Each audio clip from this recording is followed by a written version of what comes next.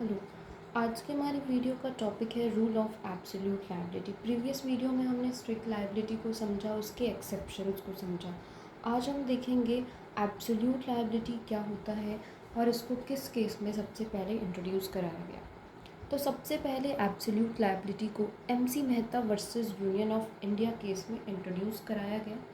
अब भाई absolute liability में किसी तरीके की एक्सेप्शन नहीं होती, यानी एब्सोल्यूट लायबिलिटी के नाम से क्लियर हो रहा है कि ये एब्सोल्यूट है। यहाँ पे किसी तरीके की एक्सेप्शन जो है वो पर्सन को नहीं दी जाती है। तो चलिए स्टार्ट करते हैं हम। MC Mehta versus union of India, इस केस में हुआ क्या था। 4 और 6 दिसंबर 1985 में Shriram food and fertilisers industry से एक गैस लीक हुई जिसका नाम था ओलियन गैस। अब ये गैस लीक हो गई और इसका रिज़ल्ट क्या हुआ। इसका रिज़ल्ट ये हुआ कि एक एडवोकेट थे जो 30,000 कोर्ट में प्रैक्टिस कर रहे थे, उनकी डेथ हो गई इस गैस के लीकेज की वजह से, और भी बहुत सारे पर्सन्स थे जो इससे इफ़ेक्ट हुए। ये चीज़ें कही गई और एक्शन लिया गया। आर्टिकल 32 ऑफ कॉन्स्टिट्यूशन के तहत रिट पिटीशन फाइल करी पब्लिक इंटरेस्ट लिटिगेशन के तहत। अब कोर्ट के भी माइंड में ये था कि भाई अब ये जो केस आया एमसी मेहता का, इससे पहले एक और केस आया था गैस लीकेज का। ये गैस लीकेज का सेकंड केस था। इससे पहले एक और केस आया था, उसका नाम था Union Carbide corporation versus union of India करके उस केस का नाम था।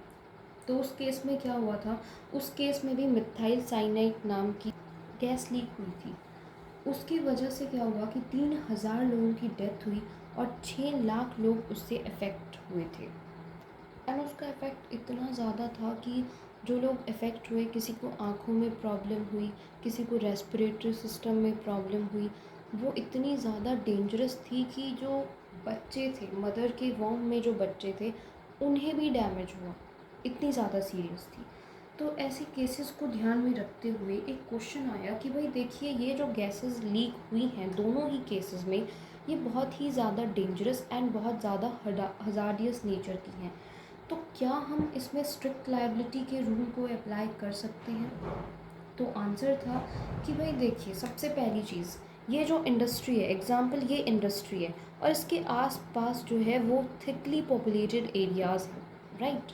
तो यहाँ पे स्ट्रिक्ट लायबिलिटी में तो क्या होता है, स्ट्रिक्ट लायबिलिटी में तो एक्सेप्शंस हैं। पर्सन एक्सेप्शन लेके बच सकता है, पर्सन एक्सेप्शन लेके बाहर निकल जाएगा। फिर हम विक्टिम्स का क्या करेंगे, जो विक्टिम्स हैं। तो फिर यहाँ पे कहा गया, सुप्रीम कोर्ट ने एक बोल्ड डिसीजन लिया और कहा कि हम बाउंड नहीं है, 19th सेंचुरी में नहीं है हम, और इंग्लिश लॉ से हम लोग बाउंड नहीं हैं। और एक बोल्ड डिसीजन लेते हुए एब्सोल्यूट लायबिलिटी को इंट्रोड्यूस करा दिया गया और कहा गया कि भाई देखिए, रायलेंस वर्सेस फ्लेचर के केस में जो था वो सिचुएशन दूसरी थी। वहाँ पे पर्सन एक्सेप्शन लेके निकल सकता था, बट यहाँ पे एब्सोल्यूट लायबिलिटी में किसी तरीके की एक्सेप्शन नहीं है। एब्सोल्यूट लायबिलिटी में अगर आपको लायबल बना दिया गया है, पर्सन को लायबल बना दिया गया है, तो उसके पास कोई भी एक्सेप्शन नहीं मिलेगी उसको। बस वो एब्सोल्यूटली लायबल है और उसको सारा कंपनसेशन पे करना पड़ेगा। इसके दो रीज़न्स थे। पहला ये कि अगर आप कोई भी एंटरप्राइज कैरी कर रहे हो जो हज़ार्डियस या फिर डेंजरस है, जिसमें आप हज़ार्डियस या डेंजरस एक्टिविटी कर रहे हो, तो भाई वो आप किस लिए कर रहे हो, प्राइवेट प्रॉफिट के लिए कर रहे हो।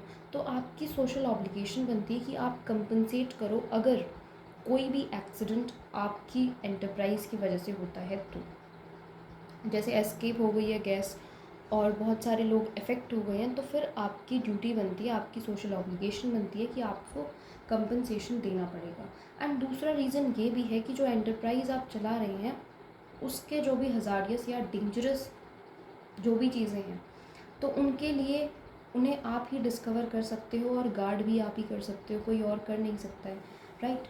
तो ये दो चीज़ें कहकर कहा गया कि भाई अगर कोई भी एंटरप्राइज किसी तरीके की हज़ार्डियस या फिर इनहेरेंटली डेंजरस एक्टिविटी करती है और उसकी वजह से कोई रिज़ल्ट ऐसा आता है जो हार्मफुल हो, तो भाई कंपनी को या जो भी है कॉरपोरेशन इंडस्ट्री, उसको लायबल बनाया जाएगा। एब्सोल्यूटली किसी तरीके की एक्सेप्शन उसको नहीं दी जाएगी और फिर उसको क्या करना पड़ेगा, कंपनसेशन देना पड़ेगा।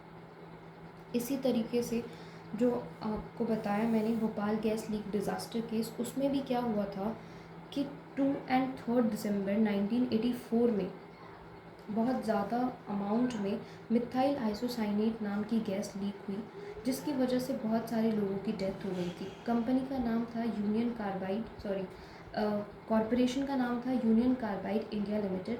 ये एक मल्टीनेशनल कंपनी थी जो कि रजिस्टर्ड थी यूएसए में। अब इस डिज़ास्टर का रिज़ल्ट था कि 3000 लोगों की डेथ हो गई और 6 लाख लोगों को बहुत ही ज़्यादा सीरियस इंजरीज़ आई, जिसमें ये था कि किसी ने परमानेंटली अपनी आंखें खो दी थी, किसी के रेस्पिरेटरी सिस्टम में प्रॉब्लम आ गई थी, किसी को जो प्रेग्नेंट वुमेंस थी उनके फीटस डैमेज हो गए थे, और भी बहुत सारी कॉम्प्लिकेशंस जो हैं वो देखने को मिली थी इस केस में। तो अब यहाँ पे सेटलमेंट हो गई थी, इस केस में सेटलमेंट की गई थी। सेटलमेंट में finally 750 crore rupees as compensation जो है वो विक्टिम्स को दे दिया गया था। Union Carbide Corporation and Union of India के बीच में सेटलमेंट हो गई थी, जिसका ऑर्डर पास हुआ था 14 एंड 15 फरवरी 1989 में, एंड डायरेक्ट किया गया था कि भाई 470 मिलियन यूएस डॉलर्स, जो कि 750 करोड़ रुपीज़ के इक्वल हैं इंडिया के, तो ये आपने कंपनसेशन देना पड़ेगा। फिर इस कंपनसेशन को केसेस को देखते हुए, जैसे 3000 लोगों की डेथ हुई तो उनको इतना अमाउंट दे दिया जाए, 1 लाख से 3 लाख रुपए तक।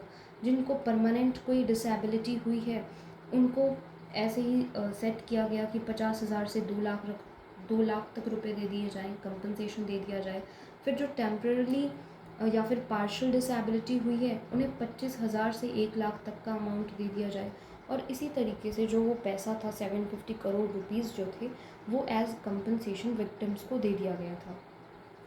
तो आई होप आपको समझ आया होगा एब्सोल्यूट लायबिलिटी। देखिए, एब्सोल्यूट लायबिलिटी में अगर पर्सन को लायबल बनाया जाता है तो वो एब्सोल्यूटली लायबल होता है, कोई एक्सेप्शन नहीं होती है यहाँ पे। एंड आपको इसलिए कंफ्यूज नहीं होना है कि strict liability and absolute liability क्या है, ये दोनों अलग अलग चीज़ें हैं। एब्सोल्यूट लायबिलिटी अलग है, स्ट्रिक्ट लायबिलिटी अलग है। आपने ऐसे कंफ्यूज नहीं होना कि उसमें तो ये था, इसमें ये है, दोनों अलग चीज़ें हैं। आपने इसको अलग